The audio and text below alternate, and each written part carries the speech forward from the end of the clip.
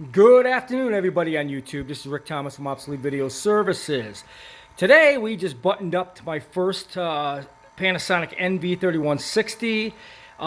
Just got done finishing the take-up reel motor. As you can see, that's a motor that separately drives that take-up reel when the tape is being wound from one end to the other. As you can tell, this thing is extremely quiet. Absolutely no noise. Playback looks really good. No jumping around, no bullshit. Playback looks really good. Tracking is really good. But today we had change of plans when I was fixing this. And of course I was telling you guys I ordered a bearing for this motor, which is, as you can see, the motor right here for the playback on this unit, which is for the take-up reel.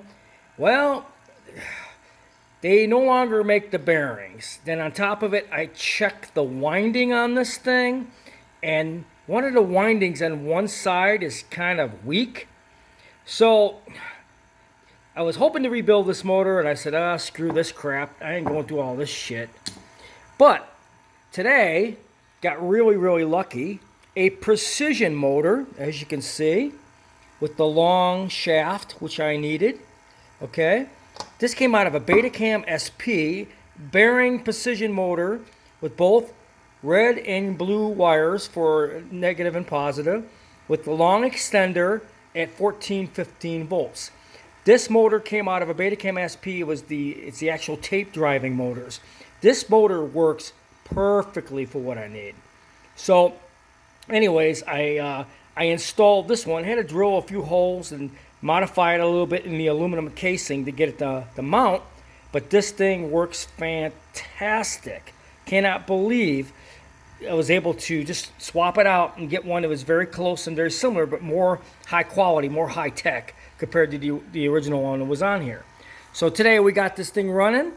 It's looking pretty good, and it's just the bearing on it, like I said, on that first one was really noisy, and it wasn't really picking up the tape on the take-up spool too good. So I decided to try to rebuild it. Didn't quite work out the way I wanted.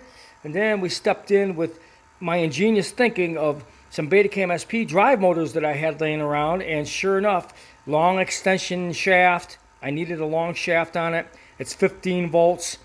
Easy to connect to the connections that I need to do. It's completely ball bearing, and this thing is quiet as hell now. Boy, talk about smart thinking. But anyways, if you have parts and you use your noggin and you think outside of the box, sometimes you can fix a problem that you think that you can't solve and actually solve it. So I hope you guys enjoyed this video.